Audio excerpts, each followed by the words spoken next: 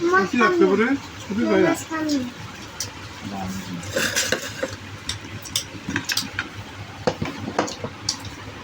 ওই লোক মাংস রাঁধছে তো কিনেছি করতেছে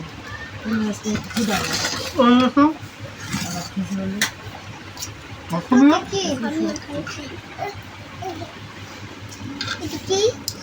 না কয়টার মাছ না কালকে হ্যাঁ পুরি মাছ কি দিন ক